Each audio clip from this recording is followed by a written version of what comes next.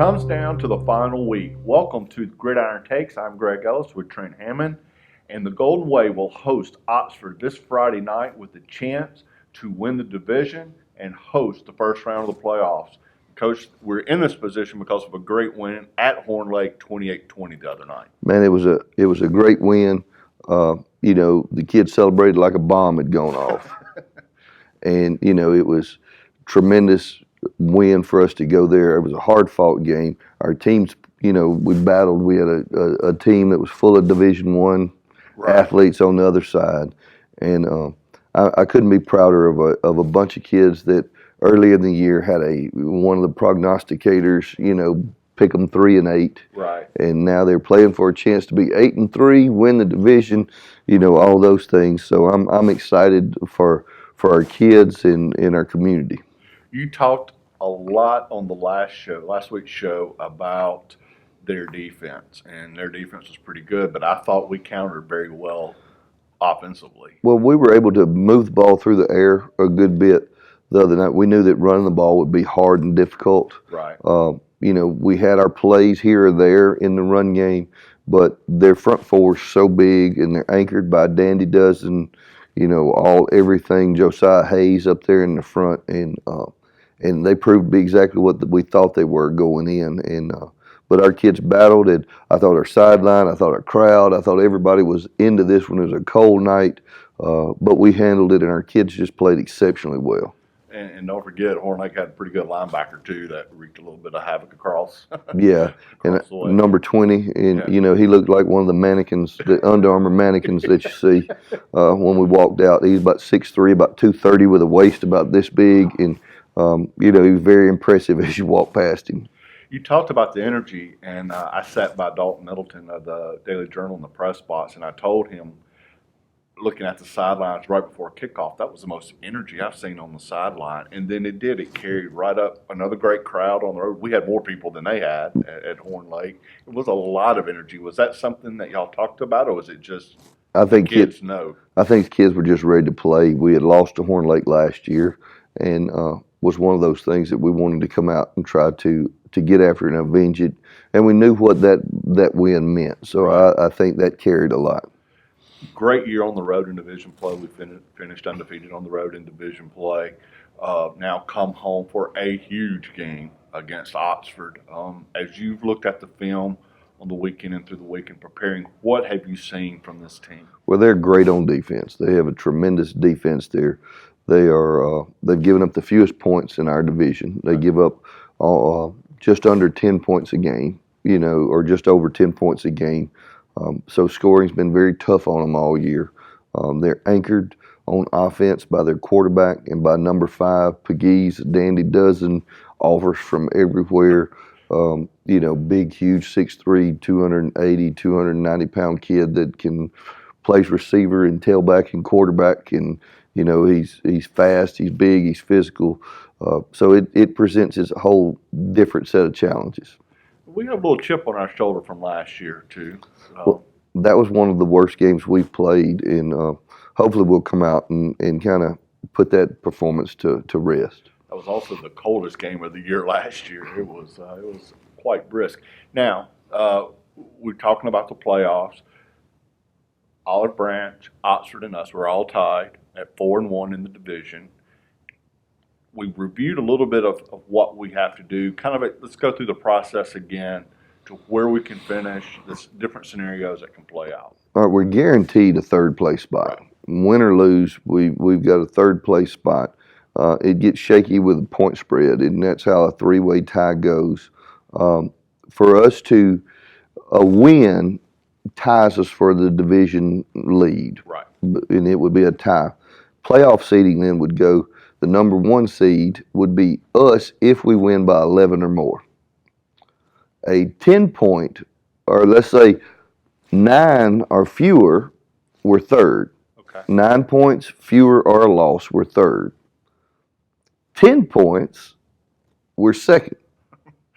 And the 10-point goes to then all 3 of us would be tied with a 0-point differential if we win by 10, and it would go to how you performed against the next highest ranked team in division, which is Horn Lake. Right. Olive Branch beat them by 10. We beat them by 8. And Oxford beat them by 4. So it'd go first Olive Branch, second Two Below, third Oxford, and fourth Horn Lake. So hopefully we'll know as soon as the game's over. We'll know exactly when the game's over, barring a loss by Olive Branch to Hernando, and that shakes out things a different way also. Right, right. I don't think Hernando will win that game, but I've seen crazier things happen on Correct. all levels Right. of football. Well, it's hard to believe that, wow, this is the end of the regular season. Looking back, we started with South Panola and was a play away from winning that game. I mean, we could easily be 8-2 right now, or 10-9-1 right now. Actually, when you look back over this season, if you've had a chance to reflect, what have you seen has been the biggest areas of improvement that maybe you weren't expecting to kind of unfold? Well, really haven't sat down and looked at it yet. I don't usually do that until it's all over. Right. I kind of wake up and want to be 1-0 at the end of each week. Just try to win the week. Right. But some of the things we thought we would have to do, we thought we'd have to be better on the D-line going in, and I think we've been there. I thought our offensive line would have to perform well because they were the experienced part of our offense coming back, and they've done that. So those two things have jumped out that they did what we wanted them to do. And you've had some great performances from some kids on defense that you might have expected, but I think some of us have talked about, wow, like Penson and Freelo. We knew the other kids, but those two have really stepped up. Yes, both of those guys have had good years. Charles, a kid that had been a linebacker, and we moved him to the D-line spot this year. He came in, worked himself into being a starter there, and he fights every rep just as hard. You're going to get every bit of effort from him, and that's the same with Freelo. Right. And it was good to see Charles back into the lineup this past week because he had been hurt. Health-wise, we come out of that game okay? We're pretty good. We're as good as a team can be after playing this many ball games, and so going after 10 weeks of running into each other, you're going to have a little nicks and bruises, but that's part of football. Exactly. When you look at this last game, of course, Oxford, it's a rivalry. Have you developed your keys to victory for this game yet? They are, but once again, Greg, you're getting into things that are just, You're not going to tell us the secret. You always come in here and you ask that question, and yes, we have some keys to victory. I will give you coach speak. We're going to have to tackle well, we're going to play hard, and not turn the football over. And have more points than them at the end of the game. Yep, I guarantee a win if we'll have more points than they do when the game's over.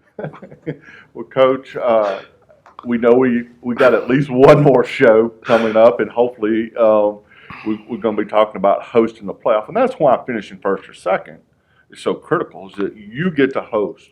You get to host there, and, on the first, second seed, theoretically, you would think you get an easier opponent at 4, but coming out of that division, there's going to be no easy opponent. And just like with our division, I think our division gets overlooked some. Right. And, we're not going to send any easy out down that way either. Exactly. And that's why we play them, and we're looking forward to it.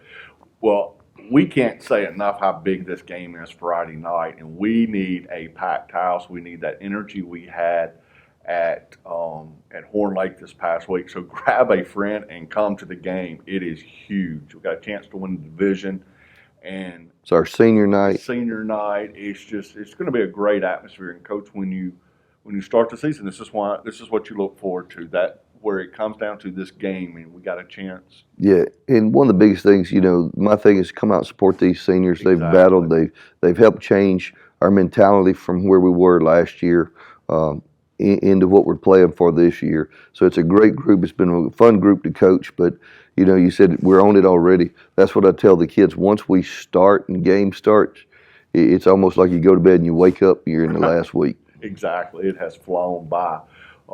And it's been fun to watch this team. When you talking about coaches speak earlier, you hear coaches all the time say we want to get better every week. You guys have literally you've seen the improvement every single week. Well, I hope so. And that's the bad thing about coaching. You fall into an old saying that I was taught years ago that it's never as good as it feels or as Right. bad as it seems. And so that's kind of where we are. But because each week you may play really well and then you find the mistakes and they jump out at you, and that's what you work on. And I think that leads to the speed through the season, that you're Exactly. focusing on little things and you don't realize that, bam, it's all over. But it's been a good year. We hope to extend it a few weeks Absolutely. and keep getting to coach this bunch of kids. Exactly. Coach, good luck this week. Congrats on the win last week. And we'll be back next week talking playoffs. For Trent Hammond, I'm Greg Ellis. This is Gridiron Takes.